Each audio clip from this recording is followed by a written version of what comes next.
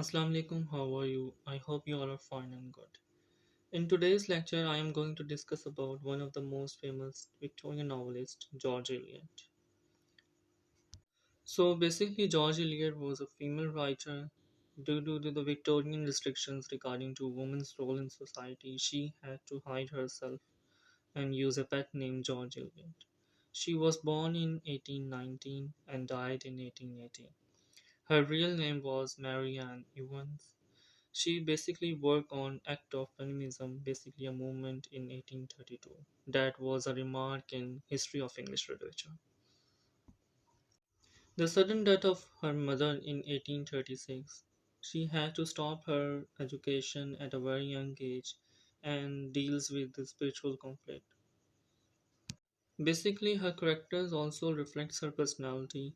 The skeptical thought, the skepticism, basically a person who believes there is no existence of any god or religion in her or his life. So she had to stop her education, but her passion regarding to knowledge remains with her throughout the life.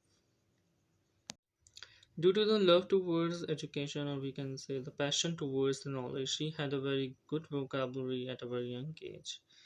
In 1841, she went to Coventry, and where she deals with her spiritual conflict and wrote three short stories, Scenes of Clerical Life, that later on published in Blackwood magazine 1857. Clash with father, or we can say that the weak relationship between a daughter and her father. Her father was a land agent by profession and a churchman, basically a religious personality in George Eliot's life. The religious conflicts, we can say that the main cause of their weak relationship because George Eliot believes in skeptical thoughts and her father was a true Christian. Her father's death in 1849 makes her psychological suffering end, where she planned a trip to Europe, where she met a young editor, John Chapman, and he advised her that she had to start her career as an editor. And later on, she remarks her place as a novelist in the history of English literature. Many critics say that she had an affair with John, but there is no any proof regarding that thing.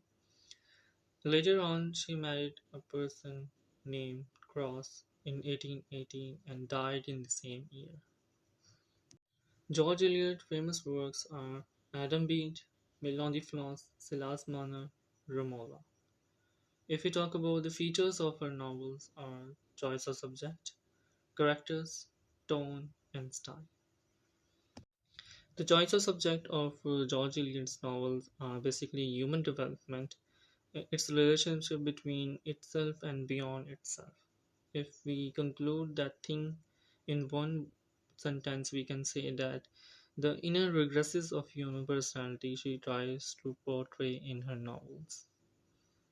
Then we have the choice of characters. She basically discusses the lower classes of society and studies the English countryman or shows the understanding and insight of development of character of countryside. She had a deep analysis and tries to portray the motives and reactions basically in her novels. If we conclude the characterization of George Eliot, she tries to study the psychological effects of human personality in regarding to that character.